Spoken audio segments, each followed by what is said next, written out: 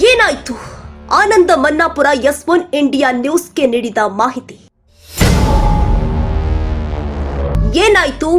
Ilkal cooperative bank ನೇಮಕಾತಿ ಹಗರಣ. ಏನಾಯ್ತು?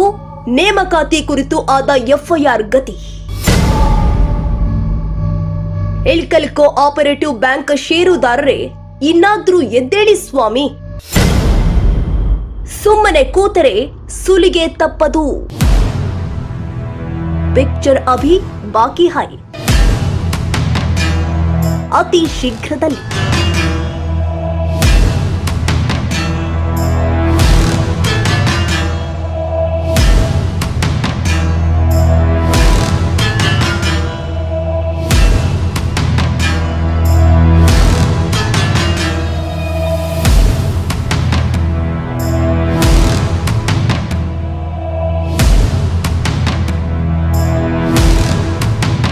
ಯಾವ ಮೀಡಿಯಾದವರು ಹೇಳಿದ್ರೆ ಪ್ಲೇ ಮಾಡಿದ್ರು ಕಂಪ್ಲೇಂಟ್ ಆಗಿದೆ.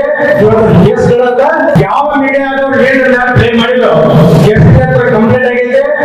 ಕೇಸ್ಗಳನ್ನ ಇದು S1 ಇಂಡಿಯಾ ನ್ಯೂಸ್ ನೀಡುವ ಮಾಹಿತಿ. ನಾವು ಯಾವುದೇ ದಾಖಲಾತಿಗಳು ಇಲ್ಲದೆ ಸುದ್ದಿ ಪ್ರಸಾರ ಮಾಡುವುದಿಲ್ಲ. ಅದು ಯಾರೇ ಆಗಿರಲಿ, ಶಾಸಕ, ಸಚಿವ ಅಷ್ಟೇ ಅಲ್ಲ, ಒಂದು ವೇಳೆ ಹಗರಣದಲ್ಲಿ ರಾಜ್ಯದ ಮುಖ್ಯಮಂತ್ರಿಗಳು ಇದ್ರೂ ಕೂಡ ನಾವು ಸುದ್ದಿಯನ್ನ ಪ್ರಸಾರ ಮಾಡದೆ ಬಿಡುವುದಿಲ್ಲ. ಅದು ನಮ್ಮ ಕರ್ತವ್ಯ.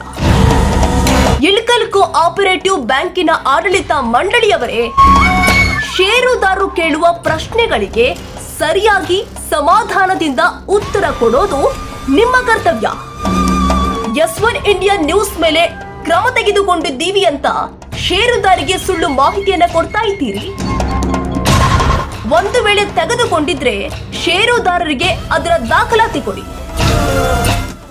ಮನುಷ್ಯ ತಪ್ಪು ಮಾಡುವುದು ಸಹಜ, ಆದ್ರೆ ಅದನ್ನ ತಿದ್ದುಕೊಂಡು ಹೋಗುವ ಸದ್ಗುಣಗಳು ಮನುಷ್ಯರಲ್ಲಿ ಇರಬೇಕು. ಇದು S1 ಇಂಡಿಯಾ ನ್ಯೂಸ್ ಇಳಕಲ್.